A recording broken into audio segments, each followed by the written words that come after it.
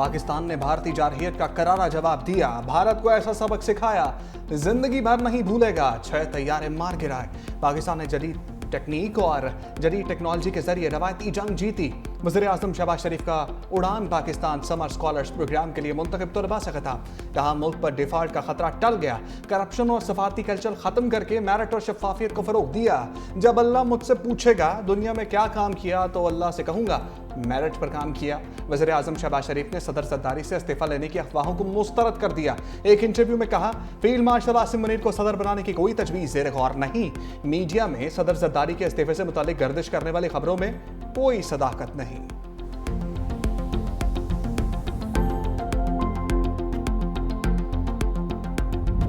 मौलाना फजलुर रहमान खैबर पख्तूनख्वा में तब्दीली के ख्वाहिशमंद। कहा मेरी तजवीज़ है सूबे में तब्दीली आए लेकिन PTI अपने अंदर से तब्दीली लाए तो बेहतर है। खैबर पख्तूनख्वा किसी सियासी कशमकश का मुतहम्मिल नहीं हो सकता। मौलाना फजलुर रहमान की प्रेस कॉन्फ्रेंस। कहा मेरा दावा नहीं यकीन है कि खैबर पख्तूनख्वा हुकूमत की अक्सरियत जाली है। सूबे से मुतालिक पार्टी मुशावरत से फैसला करेगी। असम्बलियाँ बिकी हुई हैं, बिकाऊ हुकूमत का हिस्सा नहीं बन सकता। सेनेट इलेक्शन एडजस्टमेंट पर तबसरा नहीं कर सकता। सियासी जमातें माने फाता इंजमाम गलत फैसला था। हमने कहा था कबाइल को इख्तियार दो। पंजाब के मुअत्तल अरकान से इजहार यकजहतियाँ हुकूमत पर दबाव। तहरीक इंसाफ की मरकजी क़यादत का लाहौर मार्च जाती उम्रा के करीब फार्म हाउस में PTI बड़ों ने सर जोड़ लिए।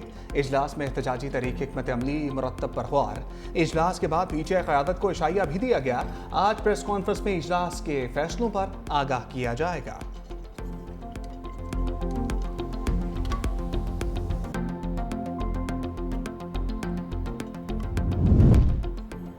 मंजिल हासिल करेंगे या सियासत छोड़ देंगे? 90 दिन का अल्टीमेटम देता हूँ, हम नहीं या तुम नहीं। वज़ीर आला खैबर पख्तूनख्वा अली अमीन गंडापुर ने इजलास से खिताब करते हुए कहा हमारी बर्दाश्त का इम्तिहान मत लो, अपने हक के लिए लड़ेंगे। बानी PTI ने कहा साजिश साबित करो, जो सजा दोगे कबूल होगी। हमारी बर्दाश्त का इम्तिहान मत लो, अपने हक के लिए लड़ कर दिखाएंगे। बानी PTI ने कहा था कि मुज़ाकरात के लिए तैयार हूँ। हमने तो जबर बर्दाश्त किया लेकिन आपसे बर्दाश्त नहीं होगा। पाकिस्तान तहरीक इंसाफ KPK में कोई तब्दीली नहीं आएगी। अली अमीन साहब गंडापुर साहब को खान साहब का पूरा एतमाद हासिल है। जब तक उसका एतमाद हासिल है इंशाअल्लाह ताला वो वज़ीर आला रहेंगे और बेहतरीन वज़ीर आला है, बेहतरीन काम कर रहे हैं। इमरान खान साहब के बच्चों को क्यों बुलाया जा रहा है कि पाकिस्तान तहरीक इंसाफ के पास लीडरशिप का फुकदान है? नहीं लीडरशिप का फुकदान नहीं, लेकिन वो बच्चे हैं और बड़े हमदर्द है। उसके बच्चे, उनका राइट है, वो आगे जैसा चाहे ये भी उनका हक। अली अमीन गंडापुर तहरीक इंसाफ के वज़ीर आला हैं और रहेंगे। KPK में तहरीक इंसाफ के अंदर से तब्दीली के मौलाना के बयान से मुत्तफिक नहीं। PTI चेयरमैन बैरिस्टर गौहर की मीडिया से गुफ्तगू। कहा बानी PTI की कॉल पर 5 अगस्त को तहरीक रूज पर पहुंचेगी। तहरीक में बानी PTI के दोनों बेटे भी शिरकत करेंगे। इतनी बड़ी पार्टी के लीडर को कब तक जेल में रखेंगे?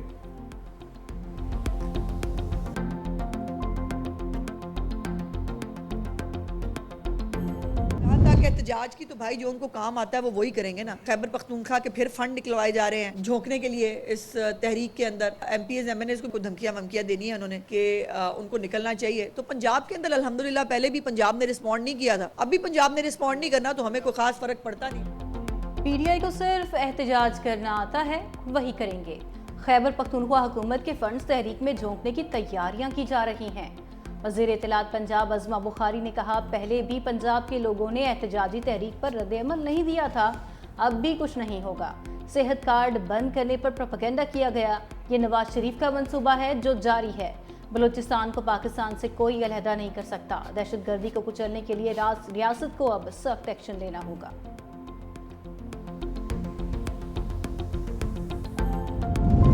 पंजाब असम्बली में अपोजिशन के मुअत्तल अरकान के मामले पर पेशरफ्त। हुकूमत ने मुज़ाकराती कमेटी तश्कील दे दी। सूबाई वज़रा मुश्तबा शजाउर रहमान, ख्वाजा सलमान रफ़ीक, राना अरशद, समीउल्लाह खान और अहमद इकबाल शामिल। पीपल्स पार्टी के अली हैदर गिलानी, काफ लीग के चौधरी शाफे और IPP से शुएब सिद्दीकी मुज़ाकराती कमेटी का हिस्सा। अपोजिशन लीडर भी स्पीकर को मुज़ाकराती कमेटी के नाम देंगे। अपोजिशन और हुकूमती इत्तेहाद की मुज़ाकराती कमेटी का दूसरा सेशन आज होगा।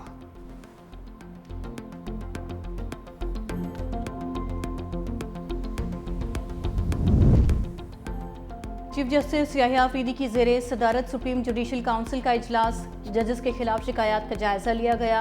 19 शिकायत मुतफ़िका तौर पर खारिज, 5 शिकायत को मुअख्खर कर दिया गया। सुप्रीम जुडिशल काउंसिल ने जजेस के खिलाफ शिकायत निपटाने पर नाम पब्लिक करने की तजवीज़ मुस्तरद कर दी। Supreme judicial council service rules 2025 का मसवदा मंजूर कर लिया गया। साबिक मुशीर एहतसाब शहजाद अकबर को 190 मिलियन पाउंड केस का मरकजी किरदार करार दे दिया गया। नई तहकीकात के मुताबिक शहजाद अकबर ने गैर कानूनी स्कीम का मास्टरमाइंड बनकर पाकिस्तान को माली नुकसान पहुंचाया।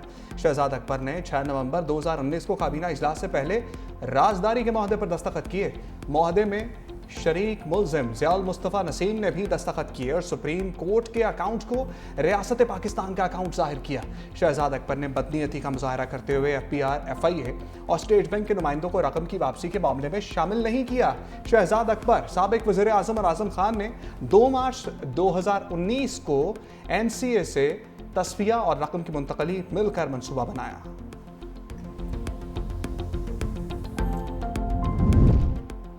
सदर आसिफ अली जरदारी से वज़ीर तवानाई सिंध नासिर शाह की मुलाकात। वज़ीर तवानाई ने सदर को सिंध के तवानाई मसाइल से आगाह किया।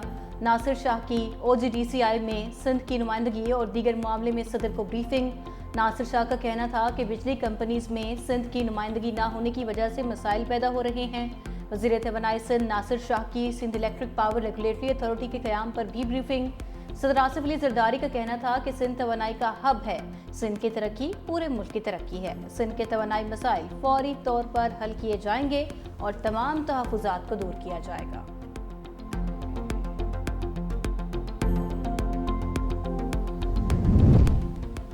भारत को दिफाई बरामदात के महाज पर बड़ा धचका। ब्राज़ील ने भारतीय साख्ता आकाश मिसाइल डिफेंस सिस्टम खरीदने से इनकार कर दिया। ब्राज़ील भारत की बजाय ERP कंपनी से जदीद सिस्टम की खरीदारी करेगा।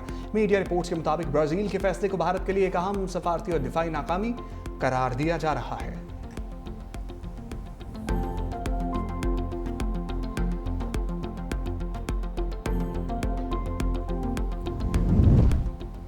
अमरीका के फौजी अड्डों पर दोबारा भी हमला कर सकते हैं। ईरानी सुप्रीम लीडर आयतुल्लाह खामेनी का अमरीका को इंतबाह।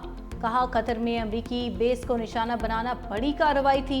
दूसरी जानिब ईरानी वज़ीर ख़ारजा अब्बास इराक़ची का कहना है, ईरान किसी ऐसे मुआहदे को कबूल नहीं करेगा जिसमें उसे पुरअमन मकासद के लिए यूरेनियम अफज़ूदा करने का हक ना दिया जाए। तेहरान में गैर मुल्की सफ़ीरों से खिताब करते हुए कहा, हमने अफजूदगी के लिए कुर्बानियाँ दी हैं, इससे पीछे नहीं हट सकते।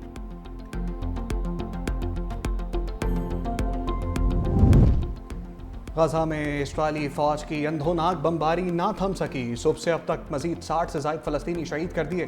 खान यूनस, दीर अल-बला, बैतुल्लाहिया समेत गजा के मुख्तलिफ इलाकों पर बमबारी। इंसानी इमदाद के मराकज़ पर भी वहशियाना हमला। रोची के एक लुकमे की तलाश में 27 अफराद लुकमा अजल बन गए। दूसरी जानिब मकबूजा मगरबी किनारे में इस्राएली आबादकार आपे से बाहर हो गए। इंतहापसंद सहूनियों ने 20 साला फ़लस्तीनी नज़्याद अमरीकी शहरी सैफुल्ला मसलत को बेरहमी से तशद्दुद करके कत्ल कर दिया, जबकि एक और फ़लस्तीनी नौजवान हुसैन अश-शलाबी आबादकारों की फायरिंग का निशाना बने। उन्होंने वाक़े को नाकाबिल तसव्वुर जुल्म करार देते हुए अमरीकी महकमा ख़ारजा से फौरी और गैर जानिबदार तहकीकात का मुतालबा कर दिया।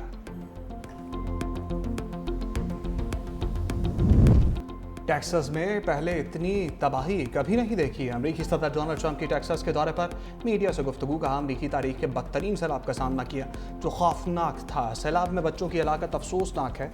अभी भी बहुत से बच्चे लापता हैं जिनकी तलाश जारी है। इंतजामिया रेस्क्यू वर्कर्स ने बेहतरीन काम किया, उनकी कारकर्दगी को सराहता हूँ। कोस्ट गार्ड्स ने 169 बच्चों की जान बचाई।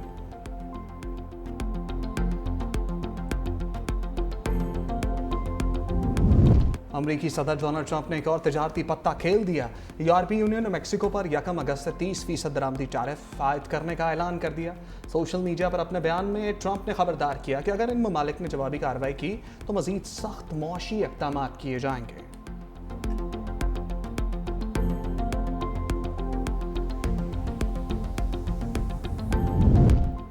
रूस के ड्रोन हमलों से यूक्रेन एक बार फिर लर्ज उठा। मगरबी इलाकों पर ड्रोन्स और मिसाइल की बारिश से कम अज़ कम 4 अफराद हलाक, 14 जख्मी हो गए। यूक्रेनी फ़ज़ाइया के मुताबिक रूस ने 597 ड्रोन्स और 26 क्रूज़ मिसाइल फायर किए। यूक्रेनी सदर ज़ेलेंस्की का कहना है कि मगरबी ममालिक के इत्तेहादियों को सिर्फ इशारों की बजाय मुअस्सर इक़दाम करना होंगे। रूस को मजीद पाबंदियों के जरिए ही रोका जा सकता है।